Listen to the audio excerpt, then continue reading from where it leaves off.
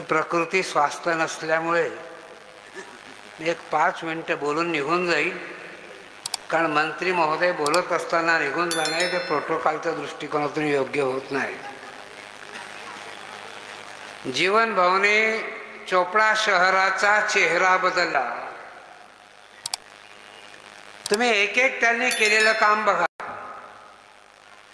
इथलं जे उद्यान आहे ते उद्यान किती चांगल्या पद्धतीने आपण केलेलं आहे. अरे असं उद्यान जळगाव जिल्ह्यात नसेल असं उद्यान त्यांनी केलं. रामची आपली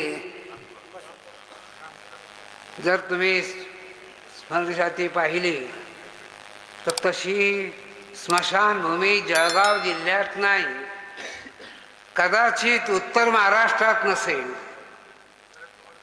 किती कामं झाली. अरे आपला ते आपण कारगिल चौक केला, तो मोठा करायचा होता म्हणून तो काढला आणि तुम्ही सरकार, तुमचं सरकार होतं, त्यांनी घरी बसून दिलं सगळं नगराध्यक्षांना. त्याचे फोटो घेण्यासाठी लोक येत होते. उलटा आपण त्या ठिकाणी ते हे दिलं होतं जीवन भाऊ, उलटा पोलिसांचा तो बंदूक.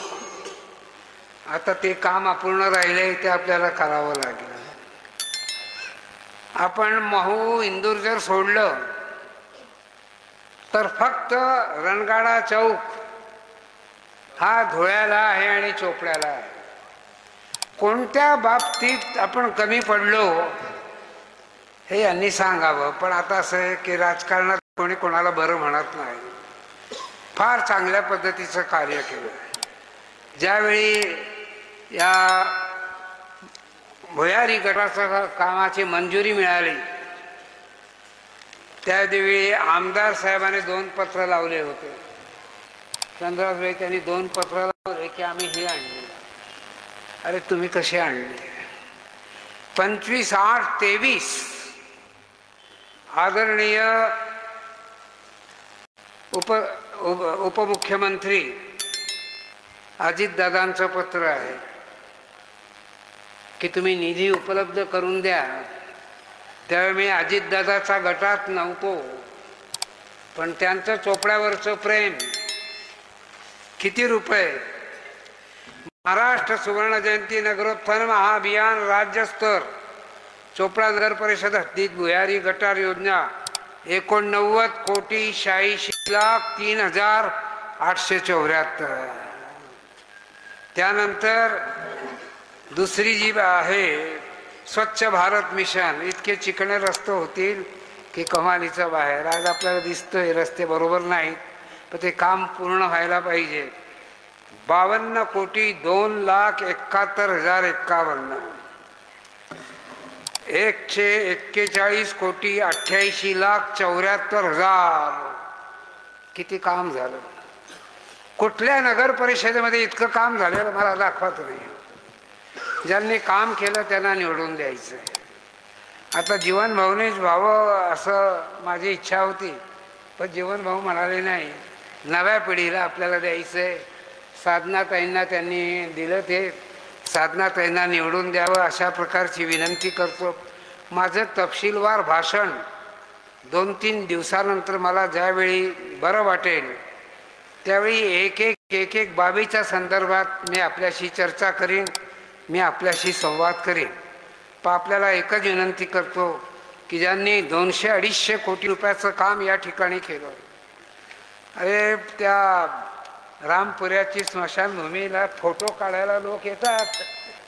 जीवन भाऊ त्यांना म्हटलं पार्थिव घेऊन या तरी चालेल, इतक्या चांगल्या पद्धतीने संबंध काम झाले. पिण्याचा पाण्याचा देखील कुठे त्रास होणार नाही. सर्व चांगल्या पद्धतीने आपण ते काम करणार आहोत. पण जीवन भाऊवर विश्वास ठेवा. भाजप आणि राष्ट्रवादी घड्याळ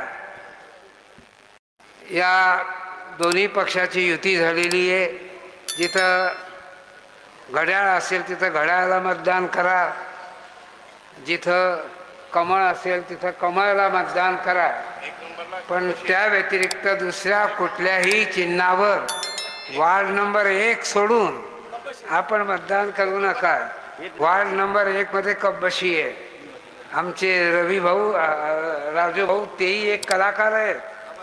हो तेही कलाकार आहेत. त्यांनी बरोबर सापडलं.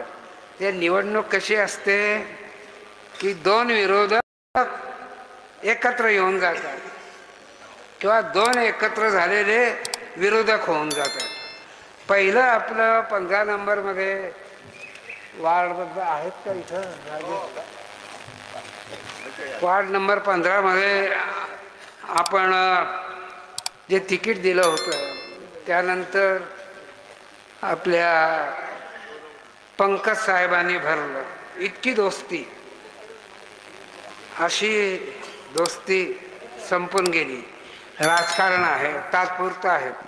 राजकारणात संदर्भातच हे करा, बाकीची मैत्री कायम ठेवा. या शहराला एक चांगल्या पद्धतीचं वैभव आहे, ते वैभव आपण टिकूया. मी मंत्री महोदयांची परवानगी घेतो, आपल्या सर्वांची अनुमती घेतो. माझ्याहून बोलवलं जात नाही, बसलं जात नाही, म्हणून मी आपली परवानगी घेतो. भाजप राष्ट्रवादी काँग्रेस युतीचा विजय असो. धन्यवाद.